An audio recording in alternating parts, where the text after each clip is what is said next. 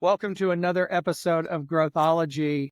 I am excited to be joined by our next guest, Matt Schachter, who I think, Matt, you and I met 2018. It all kind of blurred together, but we've actually done some work together. We've become friends in the process, so I appreciate that. I need everyone that I can get. And I'm thrilled that you said yes to join us on Growthology. So welcome to the podcast. Thanks. Super excited to be here. Like you said, like our relationship has grown and been fun. And, I think we agree and disagree on lots of things. So I think that's it's a good way to have a conversation. Absolutely. No, I think most of our disagreement is probably around sports teams, but Exactly. Although both of them are bad. So that's okay. Bellinger would join the Yankees, but we got Soto so that your Cubs could take Bellinger back.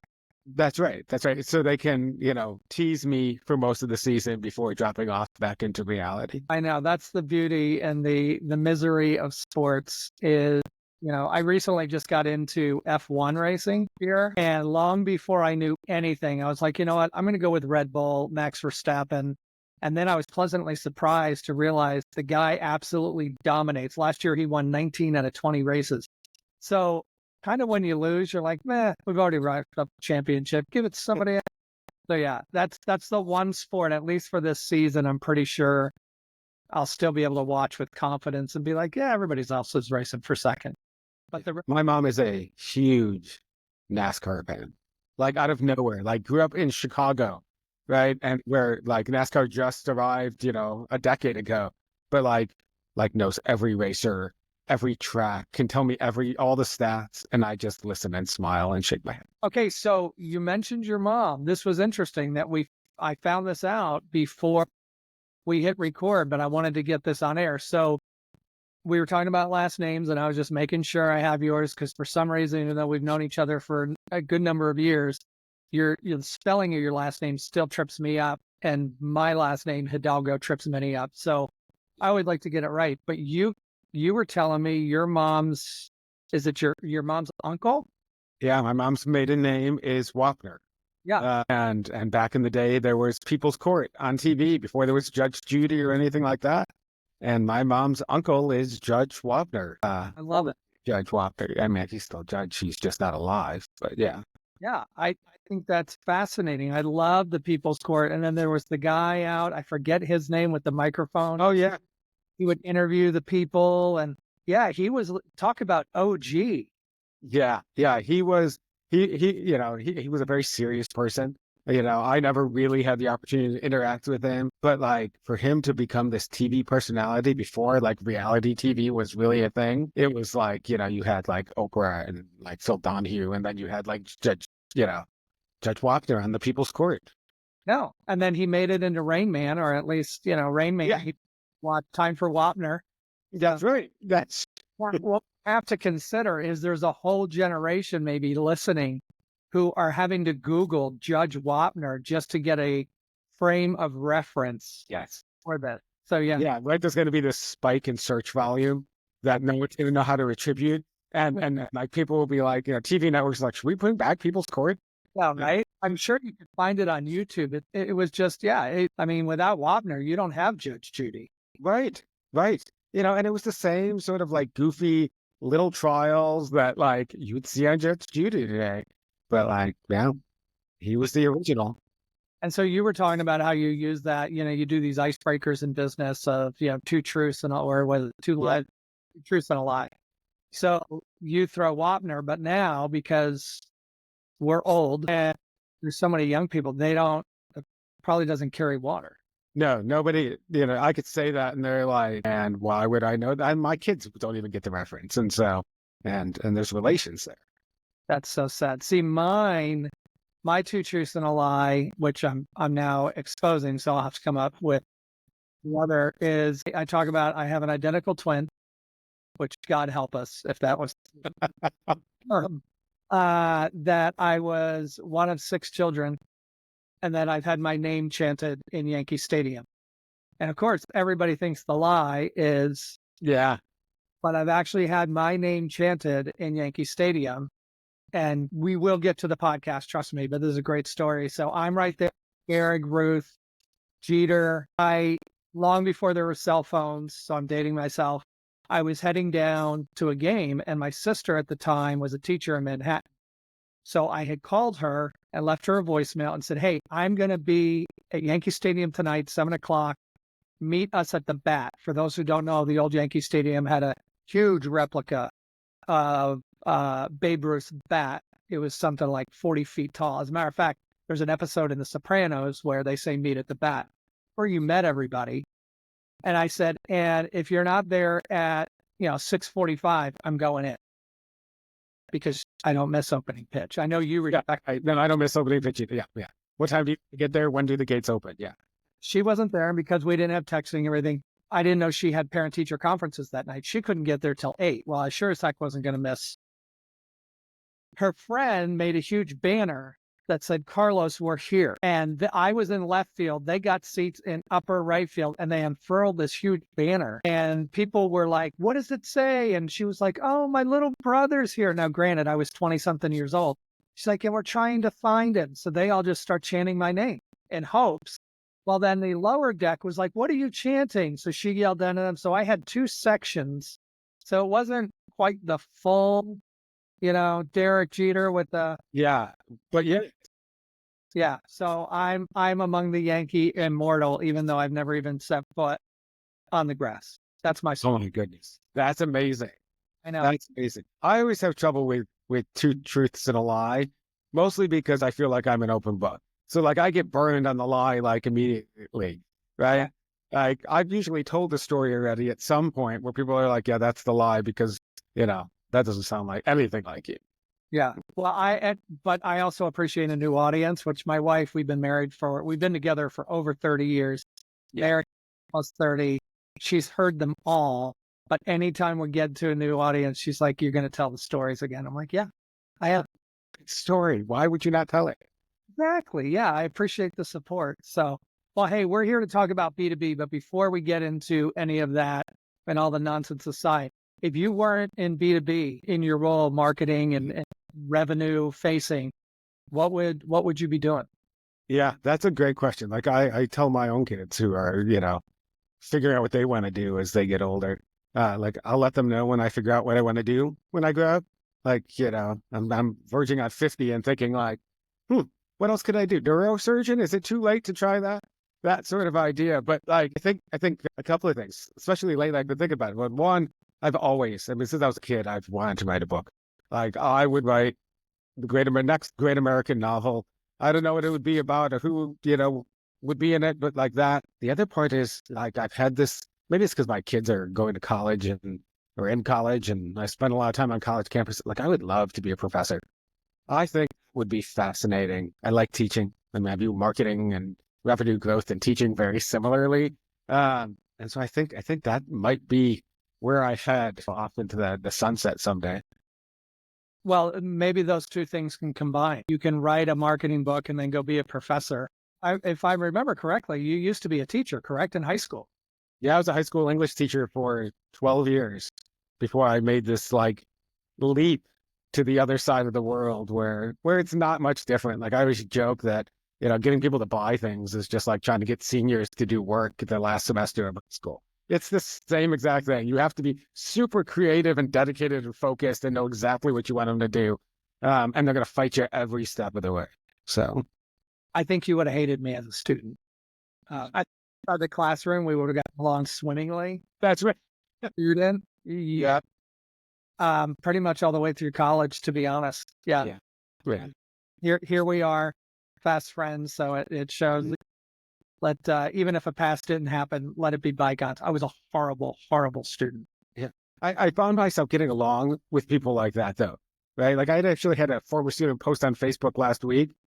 He was like, "Thanks again, Mr. Shachter, for putting my Thin Mint in the freezer in 10th grade." This was like 15 years ago. And it's like, not all heroes wear capes.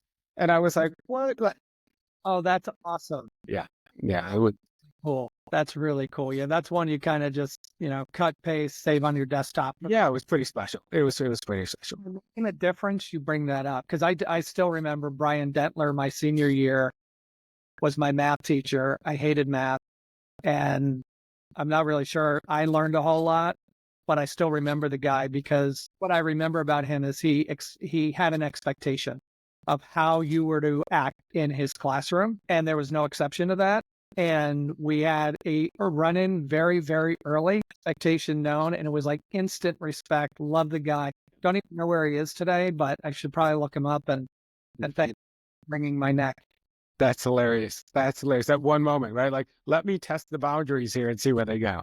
Yeah, I was those were tests that I did really well on is boundary. And in some ways you still do, right? Like, isn't that the goal? So you're in a revenue facing role with Bungee Tech. I would just really open ended. What are you seeing? What are some of the challenges you're facing in your role? You and I spoke, I think it was about a month ago. We try to keep up with each other. Tracy, take this out in editing. Oh my, choking through the whole, yeah. So moved by revenue facing roles. I'll put this as an outtake. Oh my gosh. All right. Sorry about that. Let me start over. All right. So you're in a revenue facing role with Bungee Tech, and you and I had touched base about a month ago where you were saying, yeah, you're doing marketing, but you're also kind of in that sales role. So you're expanding, and I don't know, maybe it's even got into customer success at this point. But what are some of the biggest challenges that you're facing there at your company and in your revenue facing role? Yeah. So yeah, there was a time when I was at Bungee Tech a while ago where all my role was marketing. And today, 95% of my role is sales or, revenue strategy. I was thinking a lot about like, where are the challenges? Bungee Tech is a small company, earlier stage startup. And, for me, I think one of the biggest challenges, and I think for a lot of marketers and revenue facing roles, is distraction and prioritization. Tactically, like, we're pretty good. I know how to run a demo. I can know how to build a pipeline, things like that. But the idea of competing priorities and where you spend time and then the opportunity cost of that, right? Like, I often feel like, okay, I'm spending my time generating new pipeline and forming new relationships, and those are going to pay off someday. And then the next moment I have to turn and I'm like trying to move someone through the pipeline and nurture them and maintain those relationships and close deals. And when I do one, the other gets neglected. And then the pressure or self-imposed pressure sometimes to try and do more is one of the real challenges I see, because part of it is because I constantly feel like I'm playing catch up, right? Like I'm doing something, but because I feel like I'm neglecting someplace else, I have to pivot and quickly stir here and come up with a creative idea and build more pipeline. And it's always that sort of, kind of hamster wheel in some ways. So in terms of that prioritization, I have a belief that there's only 3, maybe 4 things that I can do and do it with excellence. After, if I get 2 more, it's kind of like, all right, I'm going to have to live with good enough. So how do you balance that? I'm not saying the things aren't important, but really focusing in on those 3 to 4 things, which are, you can do with excellence, versus the myriad of things, especially in a smaller organization that may come your way that aren't unimportant, but you may just need to intentionally just say, I don't have the time or the bandwidth to get to that because these 3 things. What is that balance and what does that tension look like for you? Yeah, it's and I actually have a whiteboard that sits in front of my desk that I wrote on so I can remember it. Like, really, like, what are the goals, right? Like, ultimately, like, my number one goal is always to serve our customers, right? So priority 1 is, how am I serving them? Whether they're current customers, future customers, customers that may be customers in a week, those sort of things. But like, that's an easy win for me. Like, if I can say this is something in service of customer, then that becomes priority 1. Then priority 2 always becomes, the big goal, the revenue goal, right? Like, is what I'm doing aligned and taking us closer to hitting our growth goals, our revenue goals. And I think that's not an easy, but a easy designation. Now, there's a lot that falls into that, but I can spend a lot of time cold prospecting, or I can nurture relationships I already have in some ways. And those are closer to becoming customers, closer to that revenue goal. So where's my time best spent in lots of ways? And then the third is in service of brand and company, right? Like, what am I doing? I'll use the example is, I know posting on LinkedIn has exponential benefits for me as a person. and as a sales, and a salesperson, right? Because I have connections, they're seeing thought leadership, finding the time to do that, often sits, like way down here, but I know its benefit is way up here. So in that like build the brand sort of idea, foster the company growth, that has to kind of creep up once in a while. Yeah, and I love that you prioritize taking care of your customers. And I'm going to assume, because I know you, that you're doing that long before someone becomes, or an account becomes, a customer. Once you're engaging with them, you're making sure you're helping them through that process. Again, expound on this, but in my view, if you do that well, the outcome of that is revenue from an initial purchase perspective, retention, and expansion, or improved customer lifetime value. Is that what you're seeing in your organization? Yeah, absolutely. I think the lines, in a lot of organizations, you see this sort of like, we're going to hand this off to customer success or marketing hands off to sales. Like in our organization, it's really blurred. Like I could just as easily pick up the phone and call one of our current customers as our head of customer success. And I could just as easily engage earlier in the pipeline with somebody with a thought leadership. And it's not stepping on each other's toes. We're truly that team. But to me, like, right, so a lot of what we talk about today, when we talk about go to market, is ideal customer profile, right? So they're knowing they're not customers yet. We're talking to them as if they were customers, right? We're saying you are an ideal customer. So I kind of view it like, you're my customer from the time that you potentially could use whatever our product or service is, because, and I'm going to treat you as such because I view you educate customers when they're your customers. I view that you engage with them and build relationships with them. And so for me, customer isn't, oh, you bought from me. Like that is one part of the customer journey and the relationship building that happens is the purchase, but it is fun. And so if we don't take care of the others, and engage in the same, I guess, intentionality and the same authenticity, like those are what you want to do throughout the whole thing. It just makes it easier for everyone. Yeah, I think it really does. And I love, you mentioned the initial buying process. If you look at the entirety of the customer journey, it's such a small part. Kind of like, I mentioned my wife and I have been together over 30 years. When I look at the time we dated, I mean, compared to the 30 years, it's a fraction. It's so many brands put so much emphasis on customer acquisition at the expense of nurturing that customer relationship, making sure that the onboarding, the adoption goes well, that there's a retention play. So, in terms of that, it sounds like in your role, you have the ability, without stepping on toes, and I'm glad you pointed that, to interact and engage and, dare I say, maybe own the entirety of the customer relationship.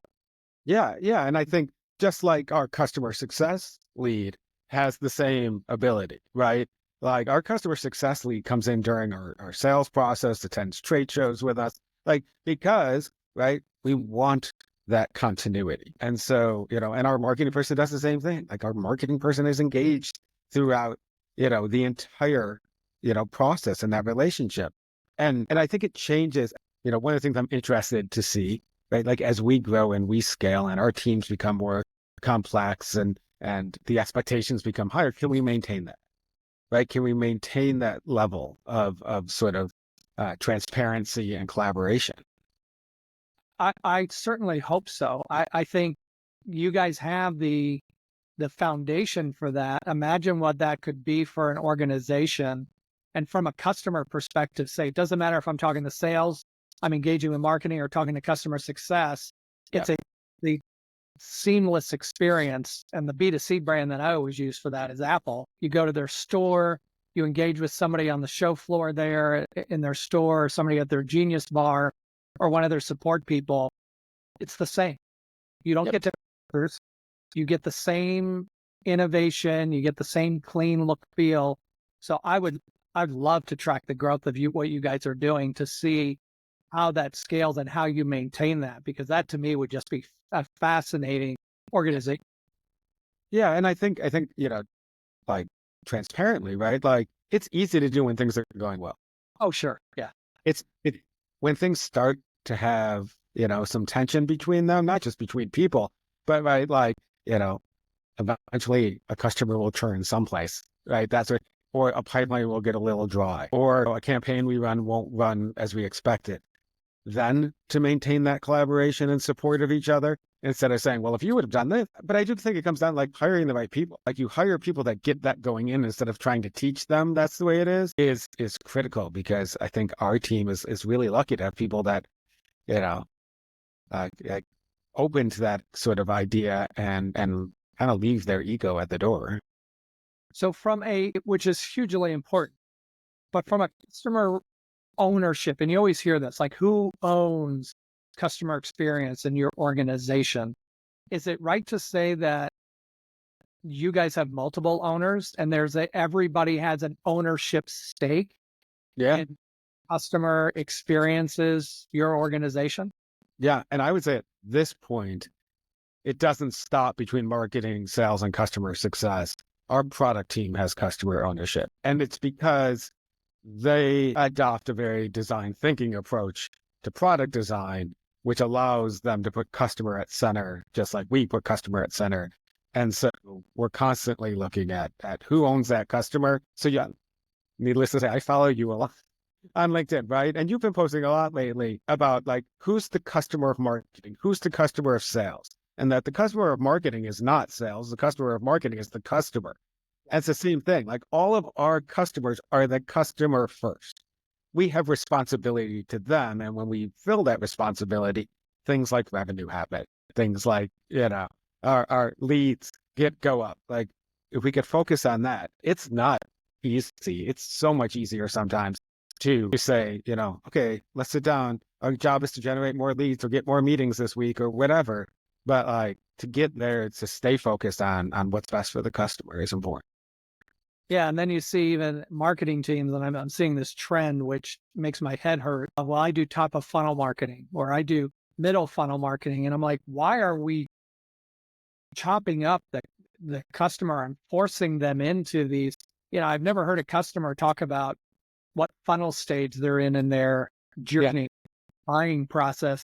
So I love the fact that you guys are doing that. And in fact, I was asked last week what companies are doing this and doing it well, and I was hard pressed to find one. But now I'm glad I can. Yeah, no, and I do think the temptation is there, right? Like people want ownership of something very specific, and if we look at like leading indicators of revenue, obviously things like meetings and leads and demos, like those are all leading indicators to whether or not we're going to drive revenue.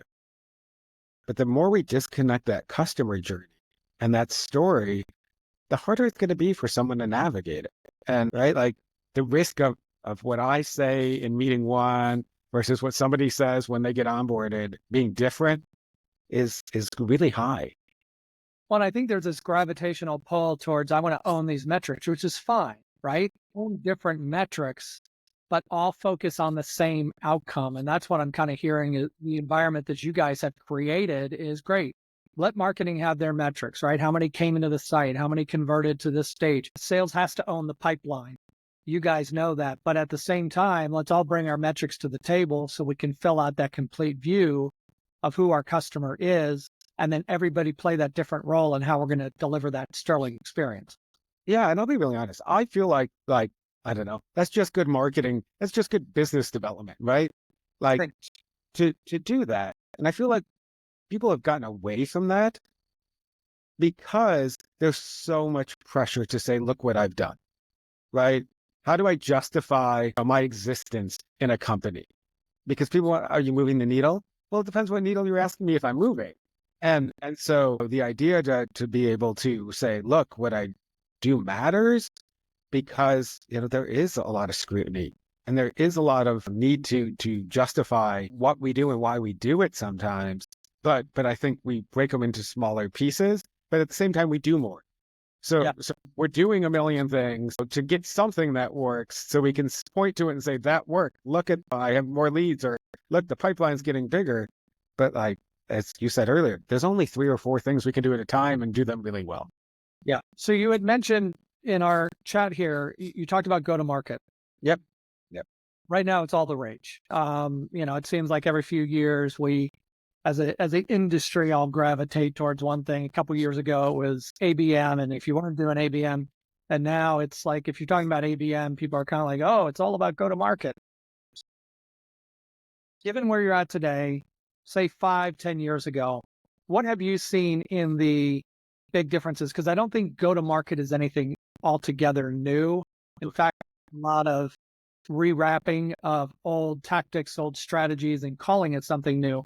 I would just love your perspective, especially as someone who's in the trenches day to day. What are you seeing? Compare and contrast, like what's so different and what needs to be different about today's go-to-market in order for B2B brands to be successful?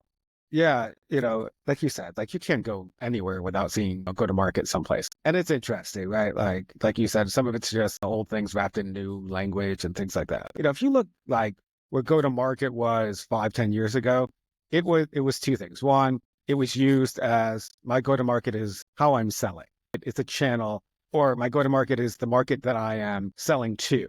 And so it was very much used like what we use ICP like today, right? Like my go-to-market is, B2B marketing companies or B2B retailers, like that sort of idea. That used to be go-to-market. But it also was something that people put together and thought was stagnant, right? Like you put it together, we put it in a binder. This is our go-to-market strategy and it never changes. And I think what we're seeing today is people realizing that go-to-market is a bunch of things. It's a cross-functional sort of relationship about serving the customer in lots of ways, right? Like how are we going to serve our customers and grow our company? So it becomes this cross-functional responsibility. But I also think it is evolving. Like it's a fluid sort of thing. It's where are we going to place our bets today? And how are we going to use our functions and our resources to achieve our goals? And so I think that's it. But like it is very much the prioritization of our growth. And I think that's a different way than it was before. It was saying like, today we're going to grow this way, right? We're going to serve the market in this way. 6 months from now, a year from now, might take a different approach, right? Like, today we don't have the resources to really run an inbound sort of go-to-market motion. So that might be something we're preparing to do a year from now. So you're thinking about it, not just as this is how we go to market, done, right? It's really this sort of like, how do we grow a company? I love that. That is one of the most insightful responses I've had to that question. And not all the questions, I have not always asked that question on the podcast, but I've asked that question because when I hear that, I especially if I have the opportunity, I'll say, what do you mean by go to market? Yeah. And I love the fact that you talked about it's fluid, it's dynamic. The way your company grows might dictate your go-to-market motions, right? Based on investment, resource, even your customer base. So really appreciate that. That's one of the, that's my wheels are spinning. So if I'm stuttering here, it's not a speed. And I think it's hard, right? Because, so like I'll take my CEO, for example. If I could provide a go-to-market document that was just simple and like, this is how we're going to do it for the next 6 years, right? He would be like, this is amazing. But he knows that's not how business works, right? And so, it is as much the plan of how we're going to evolve as it is what we're going to do to reach that. Yeah, I love that. So from your perspective, being again in this role, what are some things B2B brands that they're saying, all right, we're going to go all in, pick a go-to-market motion, and I'm more of the belief that usually it's multiple motions coming together. What are the like top 2 to 3 things that you must have this in order for your go-to-market to be successful? So where I see B2B companies struggling, and rightfully so, right? And it will undermine any good strategy is a wrong ICP, right? Like not knowing who your customer is and not just like, oh, look, I sell to, like in our example, like I sell to, mid-market retailers and like that's what we do. But like not that, but like, what are they struggling with? What are their pain points? Why would they buy something? What are they looking for? What are their goals 5 years from now? It's that true, like, how do we understand how our customer operates, where their priorities are, how they would use our solutions, things like that. Not being able to define that clearly sets you up to like, because you don't know anything really about your buyer. So you're creating a go-to-market strategy that fits you, but not your customer. Yep. Yeah. So that's a big one. Yeah. So those customer insights are so important. Why do you, and again, when I talk to customers, they say, well, we have personas. Okay. How are you? And usually the conversation stops there. You just talked about having the wrong ICP or no ICP or a general ICP. If I send to mid-market retailers, well, yeah, you and everybody else, right? I mean, there's a million people that sell into a mid-market retailer. Yeah. Why do companies consistently and it's regardless of size or irregardless of size, why do they skip that all important step? What do you think that the reason is? Because it drives me nuts. I think a couple of things, right? I think one, it's hard, right? It takes time to do it right. You have to, right? Like I can do all the research I want, right? I can ask, ChatGPT about my customer. I can do customer interviews. I can, read LinkedIn job postings, which I do all the time, right? Like being able to take that company's language and use it back, like that's really a great tactic sort of idea, but it's hard. Yeah. I think the other things is often we think we know our customer better than we do. Like I built the product for this customer. I know the customer, or I came from this industry. That's my favorite. Like I did this job, but you did this job 20 years ago, like that sort of idea. And so even a year ago or 5 years ago, like it changes. And so like we're now trying to not generalize. We're trying to really say, listen, great. It's not, just, I know this, I know this. And what can I continue to learn? It's ongoing. Yeah, definitely. It's ongoing. And the number of proverbial shelfware that, binder on a shelf persona folders that exist, but they don't ever get updated or they say, hey, we did personas 5 years ago. How much market shift has happened in 5 years? So I think you're exactly right. I think that has to be part of the marketing, sales, product, customer focus. I also see a lot of, product marketing does our personas. It's like, well, that's great. Might be a good basis, but perhaps sales needs a little bit more. Customer success needs a little bit more. So how do you guys there at Bungee Tech keep up to date with, I know you kind of have shared on customer. How do you keep up to date with that constant dynamically updating and understanding who your ICP is? Yeah. I think the first thing we do, maybe to a fault, I don't know, is we are always asking question. How does this impact like always, like does our customer need this? Will our customer pay for this? All the time, every new feature, right? Like I'm sure that our CTO is like, Matt, you need to stop asking this question because like every meeting I'm like, that's great. Will someone use that? How do we know? And that sort of idea. And so it is getting that constant feedback. And, well, a lot of my conversations that I'm having with potential customers don't start with like, hey, we have this great solution. Yeah. It has, could you give me feedback on? And then we start to build a relationship. So I'm learning from them. I had a great conversation last week with somebody who was talking to me about like they had switched from manufacturing to a retail role. And it was manufacturing in a retail environment, but B2B, and now they're in a grocery environment. And we just had this conversation about what was different. Like that's it. Yeah. The end result of this was him like, I'd love to see a demo of what you're doing. Right. Yeah. But that wasn't where the conversation started. The conversation started from a place of learning. And that makes the difference. That's how, we will take every opportunity just to have the conversation. I hope every marketing and salespeople listening to this podcast takes that start from a place of learning. If you had started that conversation with, I'd love to show you this demo, I would venture to guess that conversation, or at least the opening of that, would have lasted less than 90 seconds, and you probably wouldn't get any further. So yeah, this was like cold LinkedIn outreach. Like this was like, we met at a trade show or something. Like this was just, reaching out and then, having a little back and forth in a LinkedIn message. And then, of course he was like, what do you do? And I was like, well, we solve all those things that you just talked about. But I was like, but if like, we don't need to have this conversation today. Like, let's have this other conversation today. And you tell me whether it makes sense. But even you waited to be asked, and I use the term invited, Yeah.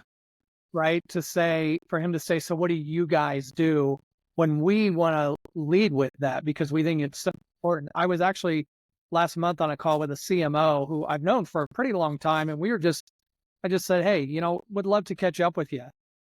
The entire time we're talking, my internal track was don't sell, right? She knew what we do here at Digital Exhaust. She follows us. Again, we know each other. We go back pretty far. So we just had a half an hour conversation of catching up, her telling me about the role, yada, yada, yada. In the last 5 minutes, she says, let me give you my pain points and let's see if it makes sense for you to help us, if there's a way you can support us. And I was very clear, like, hey, nope, we don't do that. And it was just a good reminder for me of, had I started with, well, let me tell you about Digital Exhaust and what we do. And, the conversation probably would not have gone any further than the 30 minutes of her just being courteous and saying, Thanks. Yeah. don't want to engage with this guy again because all he's looking for is a number and a new client. So I love that. Start from a place of learning. Even if we think we know our customers, there's always something more. Absolutely. And I'll go back to something I learned from you early in our sort of relationship was, you said to me, we always have to ask, have we earned the right to ask the question? Yeah. I use that often. I use that often with, other people in my organization that are like, we need to do this. And like, have we earned the right to ask that question yet? Have we checked these other boxes and built that confidence and that trust that says, I can ask for a demo. I can ask, you to invite other people to this call, right? Like, because they're comfortable enough. I can always ask, but like, have I earned that right? That's different.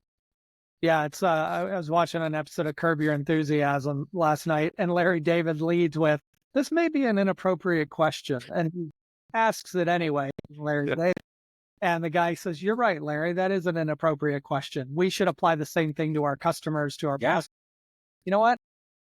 Know your timing, read the room, understand your audience. And oftentimes, and you exhibited this on a LinkedIn conversation, they will ask you when the time is right.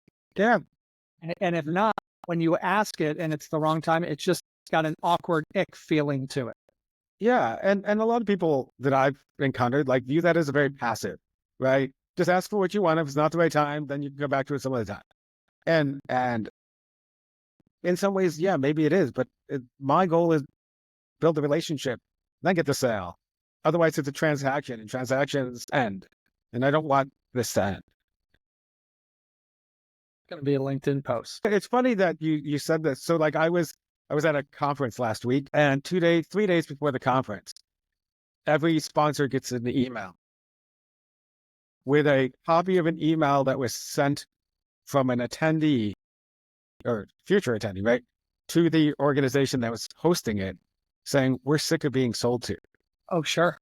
Right? Like they've just been bombarded with sales messages from 100 and so sponsors over the course since the list got released. And like that doesn't leave a good taste. Nobody wants to come to the exhibit if they feel like they're going to do is be attacked. Yeah, exactly. It's like walking on a car lot. What do we have to do to get you into a car today? That's it. Car. Really feel you've been in this space for a long time. What do you think's next? The market seems to be moving so fast, a penchant to kind of follow that shiny object. But what do you think's the next big thing for B2B? Yeah, again, like it's something I think a lot about, but I think it's going to be a return. It's going to be a backslide, maybe not a backslide, like a return to the basics, right? The foundational elements of doing and not muddying the waters of that sort of customer interaction, right? What are and I'll, kind of compare this. So we have 2 dogs. We're going through training with our dogs, right? And our dog trainer says to me the other day, right, as we're trying to get our dog to do something, he's like, it's progress, not perfection. He's like, the first time, like, right, like, can you get him to stay in that place for 30 seconds? That's a win. Yeah. Right. And I think that return to basics from a marketing and sales perspective is that like, okay, right? Can we start to measure our incremental wins that are going, everyone's trying to hit a home run. Like every at bat, we're going to hit a home run. And so we do more things trying to get more run, but we strike out an awful lot. And what ends up happening is people remember those strikeouts a lot when it comes time to be like, things aren't working. But if we just start to understand and connect our actions to a single goal, right? Did this action to try and get this reaction from a customer or a potential customer. I think we're going to see people go back to that because it's the easiest way to tell the story of what we do. And it's also the most effective. Yeah.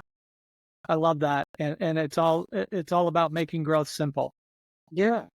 Yeah. I love that. I'm not going to even add anything to it. I think it's, I think, right, like ultimately, if revenue teams do their job well, we make it easy for people to buy from us. If we do them badly, it's really hard to buy from us. We put obstacles and hoops to jump through and annoyed people that like, I don't know. I mean, I still think we have to do the things that we know work, but like we just have to do them probably just a little more, I don't know. I'll always take, more hits with less at bats. I always will. So yes, you mentioned strikeouts and I'm having Gary Sanchez PT. yes,